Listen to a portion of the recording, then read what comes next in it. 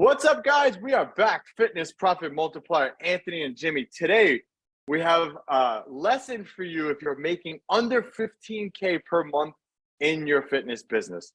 I got on the phone with a gym owner the other day, and he was barely making this amount of money, and he was on the cusp of losing his gym. And it was actually a very, very sad thing to hear because I know his blood, sweat, and tears went into building that facility, and he's actually going to lose it because he's not generating enough revenue. So we're going to talk about it today. We're going to help you guys, if you're making under 15K per month, what you need to do to be able to do this. Now, I could tell you this because I was working by myself and I was making about 25K per month by myself. And my co-host on the other side of this was doing the same. So we're going to talk about if you're making less than 15K, you need to do what we're going to tell you today. Jimmy, do you remember those days, man, when you did everything? Yeah, it was tough times, and it was a lot of hard work, but I think that a lot of people get into the industry, and some of the people that we've been talking to lately on the phone, they get into the industry and they don't realize how much work it's actually going to take and what things they need to focus on in the beginning to get their business to a point where it makes sense to hire somebody else, right? Now, maybe it would have been good for either Anthony or I to hire somebody a little bit earlier because we were really burning the candle at that time. When you're making 20, 25K a month, it's a lot of work for one person to do, but it allowed us to build our business up to a point where it was really safe to hire somebody and it was really safe to kind of push this thing forward. So those days were tough. They were long days, early mornings, late nights. You're doing everything. You're selling memberships, providing service. You're doing all the administration work. You're scheduling people. You may not have the software that you need yet. So you're investigating different softwares. You're trying to find the key to the next best thing in your business. You're refining things. You're doing a lot of work to get this thing up and running. And you feel like you're running around like a chicken with your head cut off. But if you follow the right steps and put the right work in and line those things up properly, it's all worth it. By about year 3 is when things kind of start to kick off and you can really start to grow the thing. So the first things first, if you're making under 15K, this is your first marching order. So there's a couple of things that are going to work into this. First things first is we need to work on improving your product. Listen, fitness is a very, very competitive field. There are so many things that we're competing with. Not only are we competing with the personal trainer down the block and the other personal training facility, we're competing with Orange Theory, F45, Equinox, Gold's Gym, Planet Fitness, Beachbody, Peloton. You have the keto diet. Every little thing that's out there in fitness is your competition because you could lose a client to any one of those things. Optivia, all these fad things that come to mind, that's your competition. So the first things first is you need to work on getting your clients actual results. You have to be good at simplifying this process to make sure that your clients can actually get really, really good results. Because if they don't get good results, they're going to leave. And you have to be able to define what those results are to your clients. So in the beginning, especially, I want you to spend your time building a good fitness business, making sure clients get results, and let your clients do the marketing for you. Because if you're so good, your clients are going to reach out to everyone. They know, you got to try my gym. You got to try my gym. You got to try my gym. Or if you don't do this, you're going to spend way too much time trying to get clients to try you off of all the other noise out there. So you need to spend time and dive into your fitness business, especially if you're making under 15K per month. You need to go in there and give your clients everything. And when I say everything, everything. Help them on the phone. If they're struggling, sit down with them, take the time, invest the time, because you'll be able to get them really good results, and they will in turn bring you so many more people from doing that. So I had told this story a while ago. I'll tell it again. When I was working at a big box gym, a Gold's Gym, the way they kind of get you clients is they send you people and they're like, oh, hey, we booked you an assessment, a consultation, whatever. So I sat down with this woman, and this woman genuinely did not have the money for training. She's like a single mom, and she had like 3 kids, and I can relate because that was a story that I came from. So sit down with her during the consultation, and she's already telling me, she's like, listen, I really don't have the money for this. You know, I barely can make it to join the gym. So, and I really genuinely believe that that was the case. And most people will say, oh, you probably could have hard sold her and this, and the other thing. But I was young, and, you know, I believed her. So I genuinely wanted to help her. We had an hour together. So I figured, okay, I'll give this woman everything I can for an hour. And I spent over an hour with her, actually. You know, I sat down with her, I looked at her nutrition, I took her on the floor, I showed her what to do, I wrote out a little program for her. That one consultation that I did, she didn't buy, like I told you. She sent me 5 clients who paid and stayed with me for such a long time. So it just goes to show, when you do the right thing by somebody and you actually help them, you will get way more in return by doing that. And I still carry that philosophy with me today, to this day, to my business, and something that I tell my trainers. I tell that story all the time to them because I want them to be in that mood of reciprocity and always giving more and giving more. Because if you give your clients way more than they expect, they have no choice but to tell everybody else because you're the best in the business then. So you need to spend time working on your business.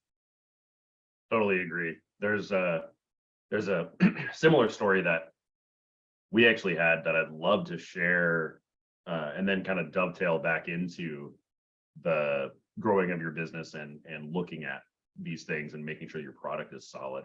But a similar story, we were offering some free promotions in our facility to a select number of people.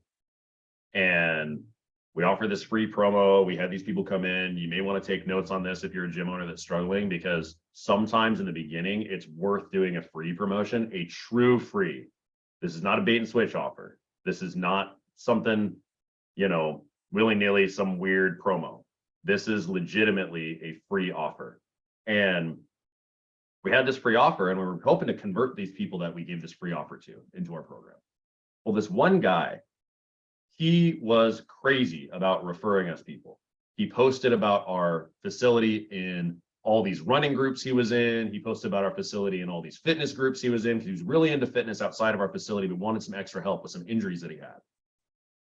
He didn't sign up. He did not give us any money, but he directly referred 8 people into our facility that did pay. And he posted us so much in these groups that we became a known entity in these running groups, and actually started our own running group at our facility that one of my trainers took on, and that generated more clients. So this one guy that we gave a free membership to made a huge impact on our business early on when we were an early young business. So sometimes giving away a little bit for free in the beginning is fine because you can get people to experience your product. It's like free samples at Costco, right? You never were going to buy that thing until you ate the free sample from the vendor. So it's pretty valuable in the beginning to offer some free stuff. Yeah, for sure. And this is going to perfectly dovetail into the second thing, which is, so the first thing is obviously working on your product, getting people to try it, and just having a good service. Give them a service that they can never get anywhere else. You know how many clients actually left our facility and then came back and said, you know, I didn't value what you were doing until I tried something else. So sometimes you have to be able to do that. So that's the first one. Second one is going to dovetail right into it, which is referrals, which again, these two things kind of go hand in hand. But when I say referrals, I'm not talking about hoping and praying that people refer you clients. I'm talking about a structured system to get clients in. And we talk about the referral poll, you know, in our book, the 7-figure book that's coming out. But we talk about the referral poll, how this is a strong pull on your fishing boat in fitness, right? You've got to look at your gym like a fishing boat, and the poles off the back of the boat are what's going to reel the fish in or bring the clients in. So your referral poll has to be an actual system. Not, oh, I get referrals. No, I actively do things to get referrals. So what are the things that you do in your fitness business to actively get referrals? Is one, make it a system to actually ask when someone signs up, hey, here's a gift card to give to someone to try us. You know, hey, you get 3 vouchers for a friend to try us for a week, giving them something at point of sale. And you can make that up whatever you want. Doesn't matter what it is, as long as it's structured, repeated system to be done over and over. You know, that's one thing. Jimmy, what else you got? We'll kind of go back and forth. I was going to ramble, but I'll let you talk too. Yeah. Well, my favorite thing, I kind of coined this as my own permutation of, so I take some credit for this promo. Everybody was doing kind of bring a friend stuff and all these things in some of the masterminds that I was in, but nobody really did it the way that we did it here at my facility. And that play is Buddy Week. We actually have a training on that. If you'd like to download it, it's on our podcast and it's on one of our trainings. So you can take a look. But Buddy Week is by far one of the best free promotions that you can do in your facility on a regular basis to generate more buzz around your business and actually generate paying clients. So very simple. In a nutshell, you take 1 week every other month. You promote the hell out of it in your facility, through your email list, talk to your members, get your coaches a script that they use with the members in the facility. And you have all of your members the availability to invite a friend to come in with them for a small group workout for free during 1 week every other month. And it works like clockwork and it's totally free. It's a great way to give people the opportunity to refer people into your facility. You want to gamify this referral process, because the more you gamify it and the more things that you have and ways that you can get people to bring their friends into your facility and experience your product for free, the easier it is to convert those people and generate more clients absolutely free. No cost required. Yeah. And one thing I picked up from Jimmy this year, and I didn't realize it until me and Jimmy exchanged marketing calendars, is that Jimmy does 6 referral weeks every year. That's half the year doing something like that a week. So that's something that I took from him. I was only doing like 3 or 4 a year prior to that. So yeah, doing that every other month really makes a big difference. So, and you got to hype it up, guys, because I've done it too, where I didn't really like hype it up. I sent like an email here or there. You have to hype it up. Put posters around the gym, get things, make it like an event. Bring your friend. Hey, Mary, come on, bring your friend. Who are you bringing this week? You got to get the trainers on board. You got to get everyone on board to get excited about Referral Week. But again, like we talk about in the training, you can get 10 new clients in 7 days with 0 ad spend just doing that. So that's thing number 2. So if you're making under 15K, start with those 2 things. And number 3, and this is the elusive one that people think that they're actually doing, but if you're making under 15K, you're not doing it. You need to work your leads. What does that mean? What is the way? Yeah, I call my leads when they come in. No, you don't, because I wasn't doing it either in the beginning. And even still, I was still making 25K when I was by myself. Yep. So the way you have to work your leads, you'll get way more out of less. So what does that mean? Speed to lead is the most important part here. You have to get, if someone opts in on the website, if somebody calls you, texts you, if a client refers somebody to you, you need to first have some type of tracking sheet. Talked about this on another episode, but having a simple Zapier connection from your website to a Google Sheet, then anytime someone opts in, it goes right to a Google Sheet so you can keep track of it. Every person who contacts you, I don't care if they DM you on Instagram, you put that contact on that list and you continuously reach out to them until they do one of 2 things. They either buy or they die. from Wolf of Wall Street. But we say, they either buy or they say no. If they tell you no, fuck off, stop calling me, all this other stuff, then you take them off the list. They're officially done. But until they say no, you keep reaching out. If you're not doing that, you are leaving money on the table, because these people have reached out to you. They've raised their hand and said, hey, I'm kind of interested in what you're doing. So now you need to figure out ways to get them to say yes and move them to the next step. Maybe offer them a free week. Let them try the gym. Start there. Take on a handful of them. Just, hey, start. I know if you're by yourself, you're kind of doing all these things. take 3. Hey, I'm taking 3 new people. The first 3 people who respond to this get a free week at the gym, and give them everything during that week. And if they don't buy, it's okay, because maybe they'll refer somebody else to you at a later date. So that's number 3. Jimmy, you got anything else you want to talk about working leads? It's just so common that people don't do it, that gym owners don't do it. They think that if I build it, they will come. And they get an email from a lead that comes in through their website saying that they're interested in training. And then they wait a couple days before they email them back because they're too busy training people or they're too busy with whatever. You're never too busy for a new lead conversation, ever. The priority of that conversation with the new lead needs to supersede everything else in your business that's not direct service that you're providing to your members. It takes precedent over everything else unless you are in an actual service providing role in your business and you're providing that service to your client. Everything else that you do in your business is not even close to as important as following up with leads. And eventually you're going to hire people to train the people in your business so that you can be the person that's going to follow up with all those leads and make sure that you do it as fast as possible, because that is what's going to just add gasoline to this fire of your business and blow it up.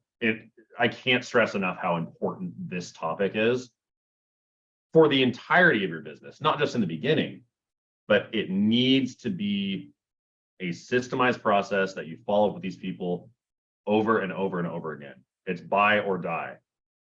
You call somebody 6 times, okay, on that 6th call, that may be the call that pushes them over the edge and gets them into your facility. But if you only called them 5 times, maybe they don't.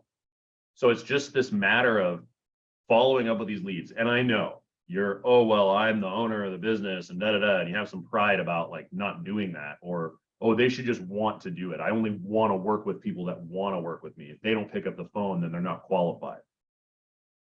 That's totally wrong. And you should not be thinking that way, because that's your ego getting in the way of the tasks that actually have to be done to grow a business.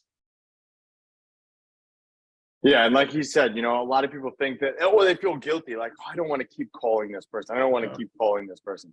They raise their hand. It's your job to help them. How are you going to help them if you can't get them in?